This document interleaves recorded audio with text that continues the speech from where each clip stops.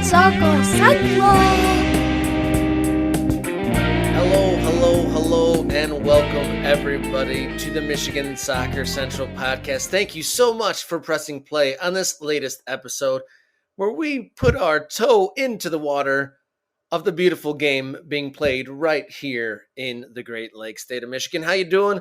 My name's Robert Kerr, and whether you are a coach, player, or supporter, this is the place to connect with the entire Michigan soccer community. Hope everybody's doing well. We are in the midst of the World Cup knockout stages, probably the last episode of the program before this whole thing is said and done. Got a great guest on this week's episode, Michigan pro Russell Cicerone, on his experience in the USL. And we talk about that, many more things, and his brand new move to Sacramento Republic. But first, a couple updates to give you guys. The Michigan Soccer Central We Are Soccer Team of the Week is Spring Arbor Women's Team. They are the winners of the NAIA National Championship. So big kudos to Spring Arbor University's women. What a commendable accomplishment. NAIA National Champions 2022. Detroit City FC has been making their off-season moves amongst some players being announced that they're being released. Most recently, earlier today, Detroit City announced the signing of Skage Simonsen, a Norwegian midfielder coming over from Loudoun in the USL. And that announcement came just a little while after the announcement that they have re-signed midfield and really utility man Michael Bryant. He really did well last year for Le Rouge, filling in all across the field when the team was thin in many positions. He fitted in, and not only did he get through, but he excelled in a number of roles. So kudos on the return of Michael Bryant.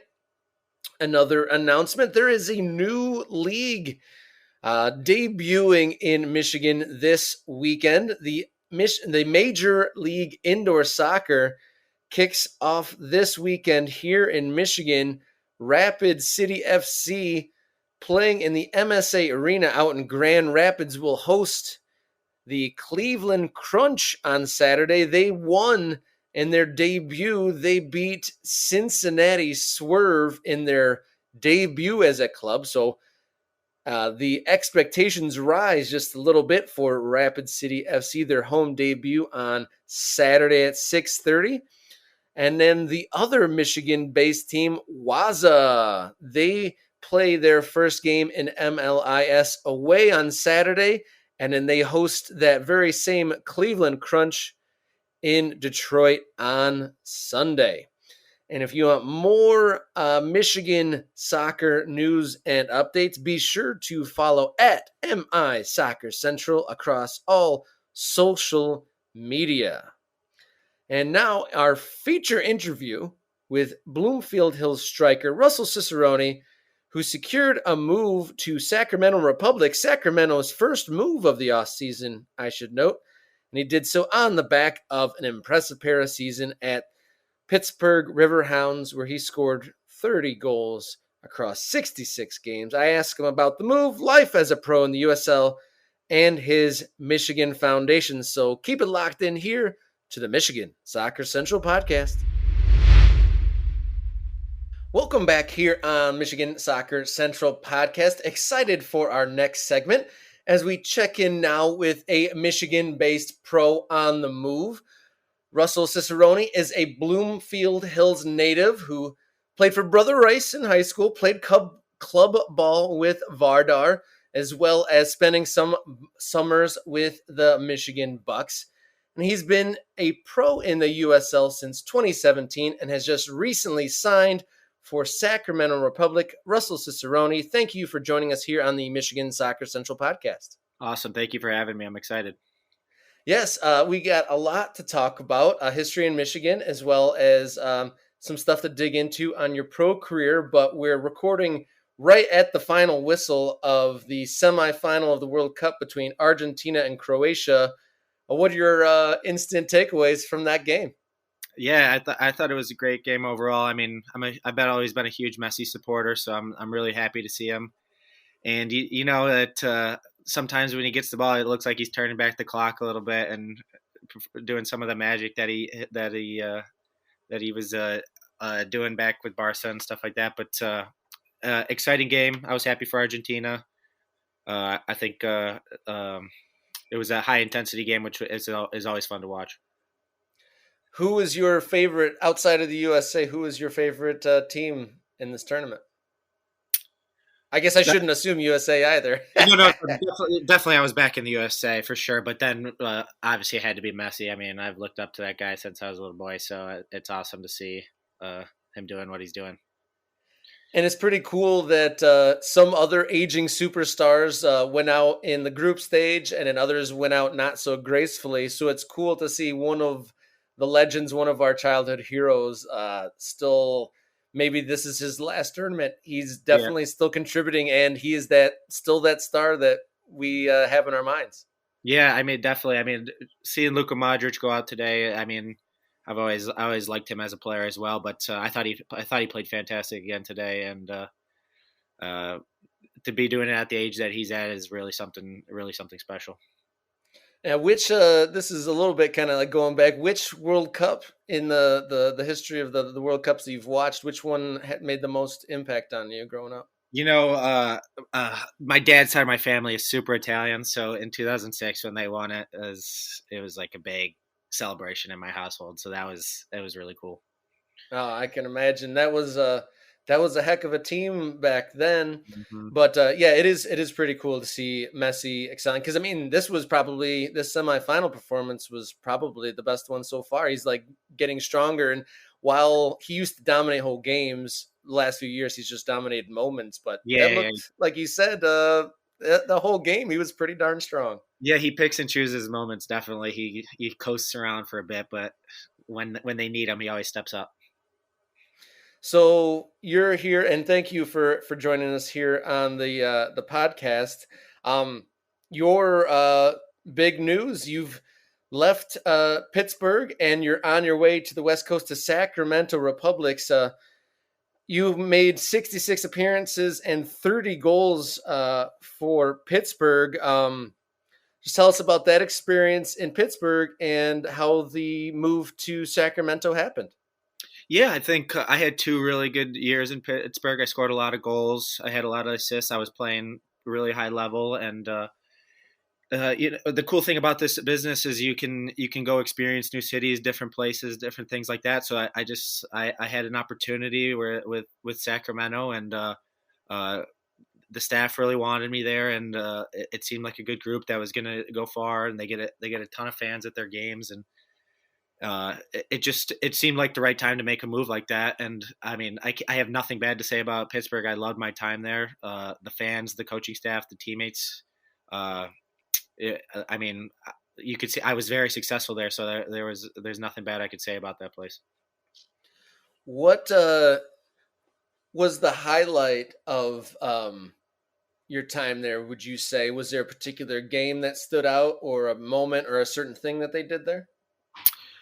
So I guess in Pittsburgh, I mean, my last game there, I mean, we're playing Louisville, who's like historically probably one of the best teams in the league, and I scored twice in the playoff game, and then in the 85th minute on, we give up 2 goals and we go on to lose in penalties. But like to score in their stadium, that huge stadium, 2 goals against supposedly the best team, that was really awesome for me. And then we're in the midst of the World Cup, and there's been a lot of talk about strikers. Each nation, do they have strikers? Do they not?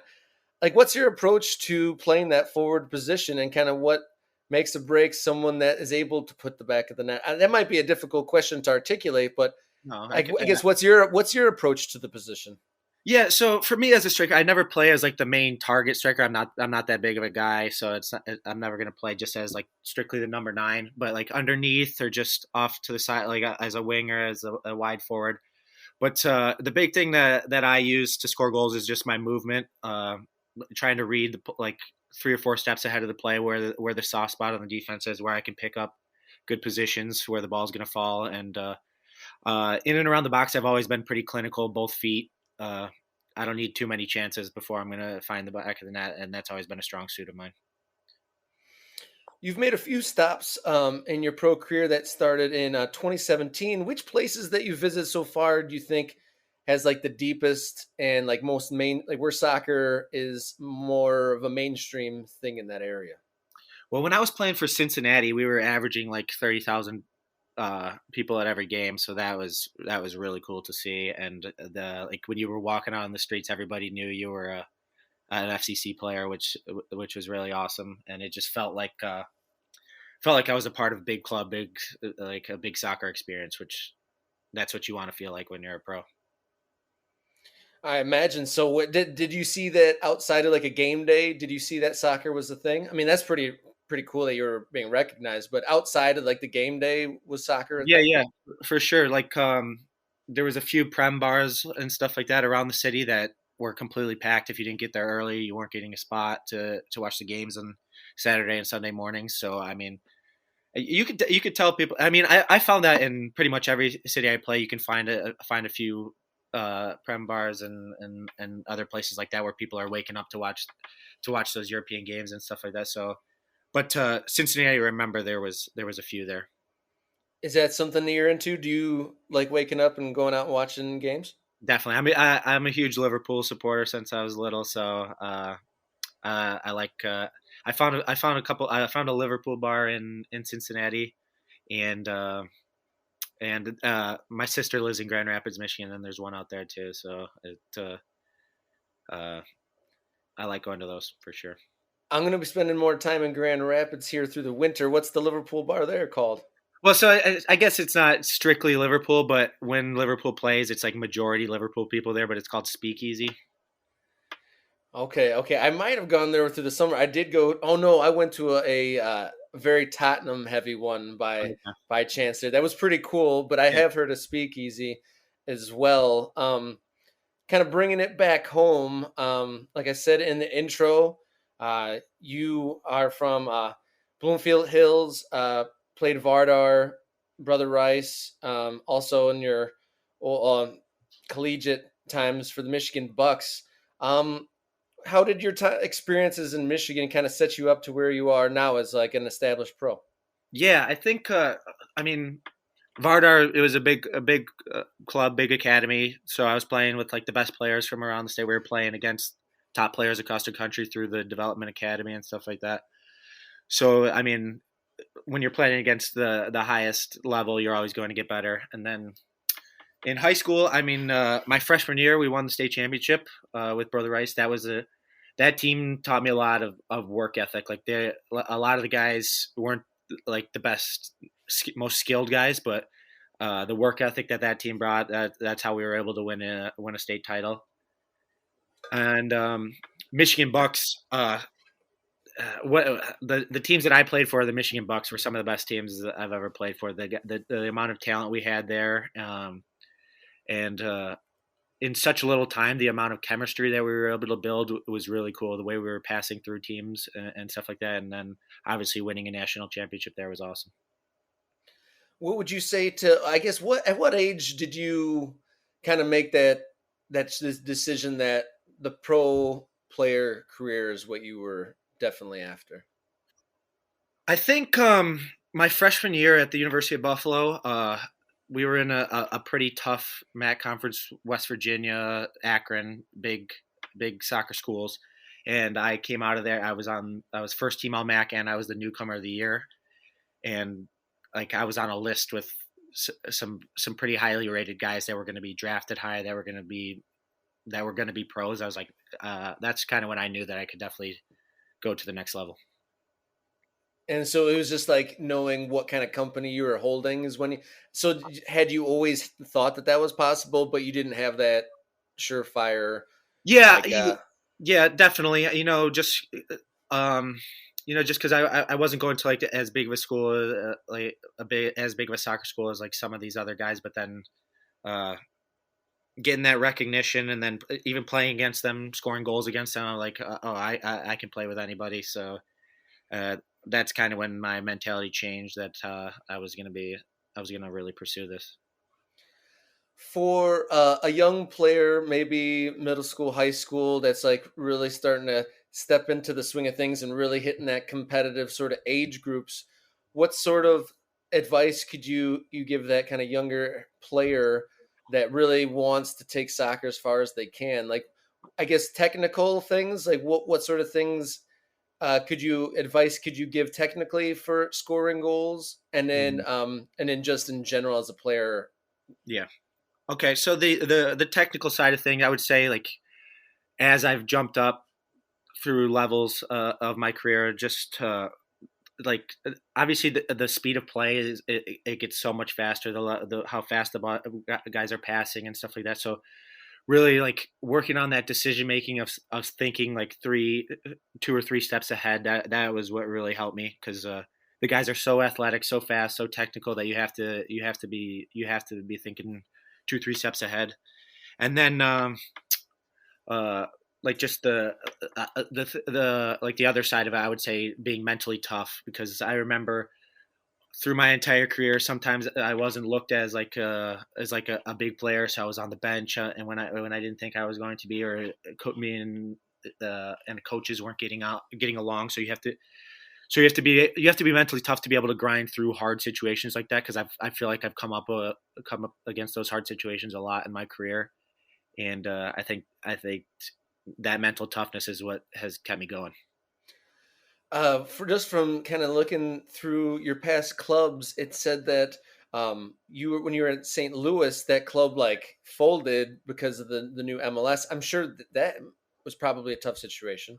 Yeah, it was tough, because I had 2 good years in St. Louis, but pretty much as soon as they folded, I was getting a lot of calls from a different other team, so it wasn't like I wasn't too stressed about, is my career going to be done or anything like that. But no, I had a really good time in St. Louis, so I was sad to see that club go like that. But I mean, happy that they're getting an MLS team, which is very cool for them.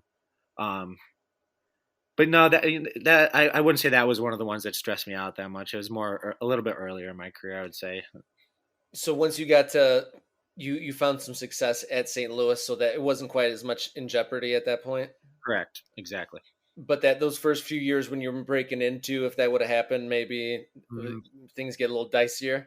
Yeah, definitely. And the USL, it's such a grind with how many talented players there are, and teams always making moves and stuff like that. So yeah, because I had those good 2 seasons in St. Louis, that's why I really started to open my career up, and so I didn't have too much to worry about after that.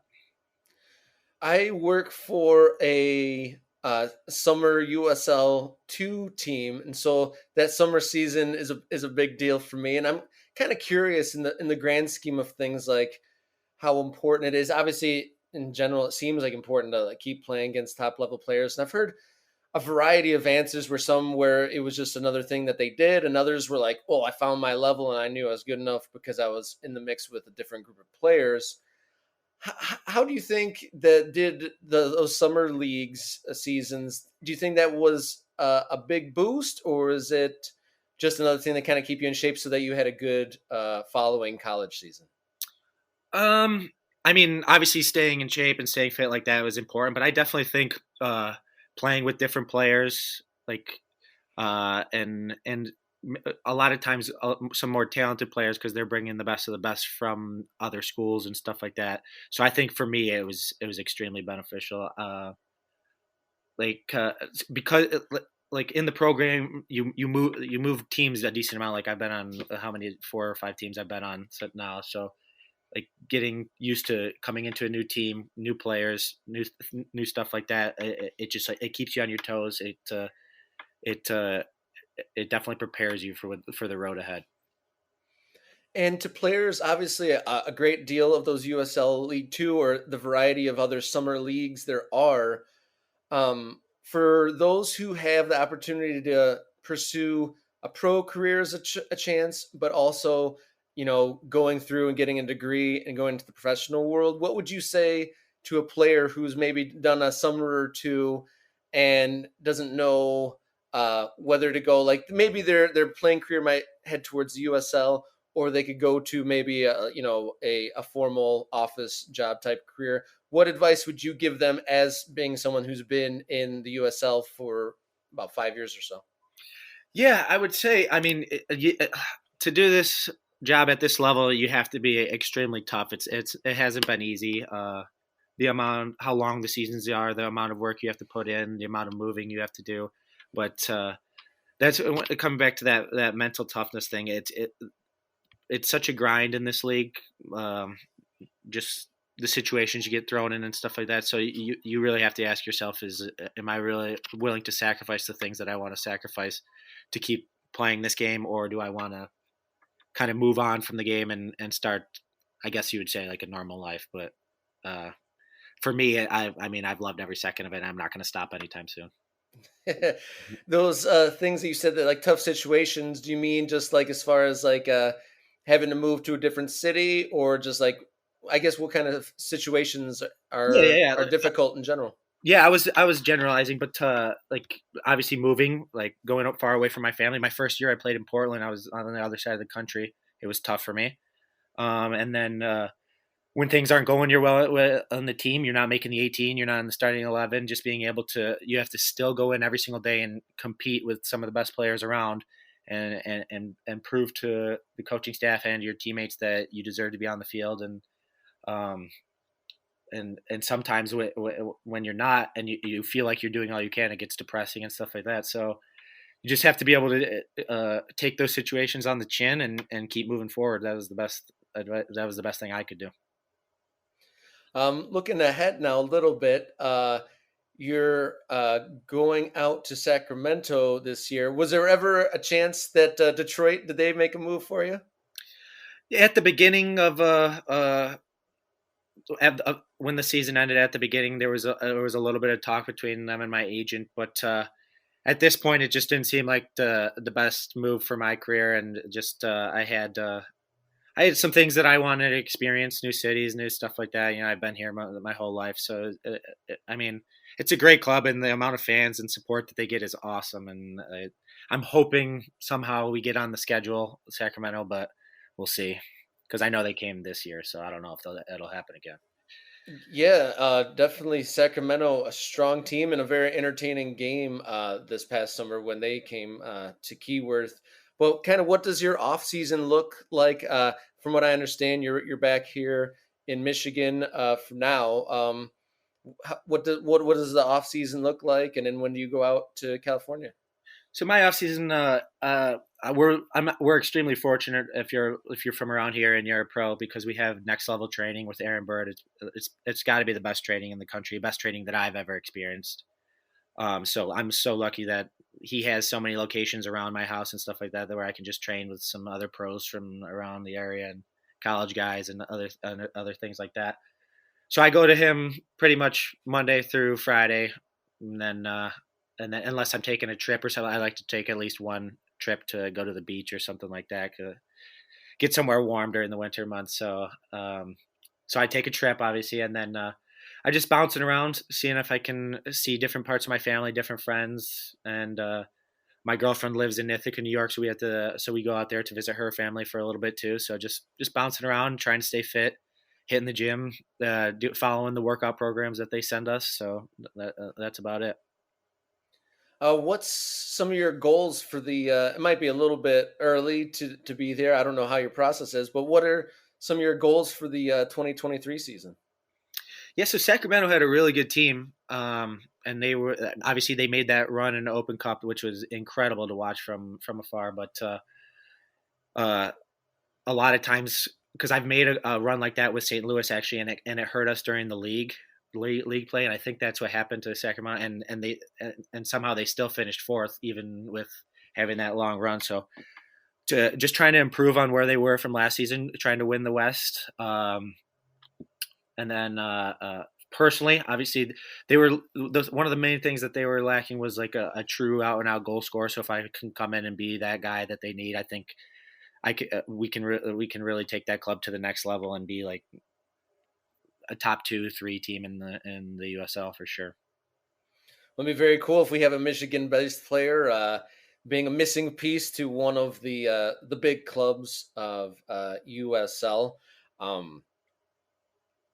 Before we let you go, we got one of our semifinalists. We talked at the top of the show. So Argentina is in the final.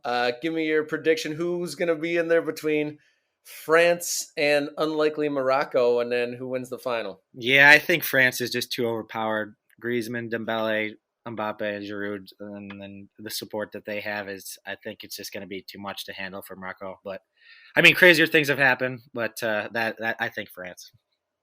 All right. Well, Russell Cicerone, the brand new striker for Sacramento Republic and Michigander, thank you so much for joining the Michigan Soccer Center podcast. Thank you for having me. I had a blast, man. It was awesome.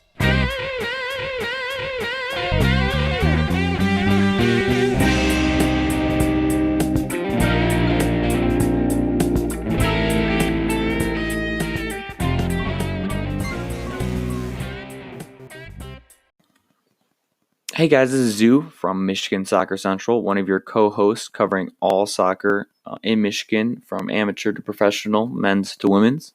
I'd just like to take a little bit of time to talk about Anchor, which is the service that we're using to produce our podcast. It's a free service that you can find online or in the App Store.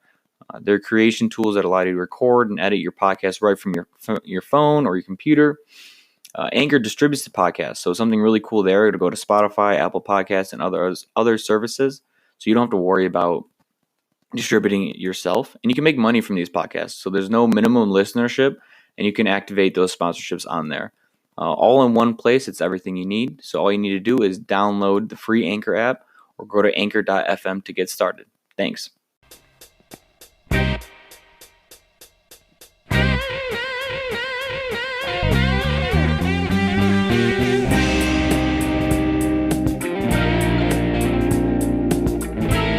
Back here, about to wrap up this week's edition of the Michigan Soccer Central podcast. Thank you to Russell Cicerone for coming on the show. Really enjoyed that interview. And thank you to Aaron Bird of Next Level Training for helping us connect and get Russell onto the show.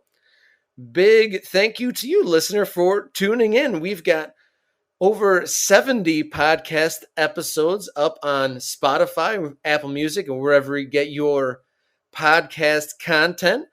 And I'm continuing to do my best to get these episodes on the Michigan Soccer Central YouTube channel as well. We're doing really well with our followers, well over 8,000 following on Twitter, many more on Instagram and Facebook. But let's head over to the Michigan Soccer Central YouTube and get those numbers up to similar levels as well.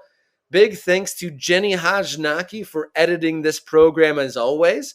And I'm happy for her as she finally got to work on a Lions game this weekend that had some national and some just good feelings around it. I know that not every Lions game is as exciting or rewarding as it was this past weekend. Big thanks to the Michigan Soccer Central core team. Without you guys, this show doesn't go. And so I guess I asked Russell what his predictions were as we record in between semifinal games. So my prediction for France versus Morocco will have a very short shelf life. It's hard to go against either team with their performances in this edition of the World Cup, but I guess I'll go with chalk and predict France to narrowly beat out Morocco as Argentina thrived over the underdog Croatians, the upstart Croatians. Really nice to see one of the idols of the game not only survive but thrive at this level of the game at this stage of his career. Super exciting. So it would be cool to see an underdog, the first African team to make the semis. It would be pretty awesome if they made it to the final, but an Argentina-France final would be pretty incredible indeed. So this will be all wrapped up by the time we talk again, but until next time, everybody, enjoy your soccer.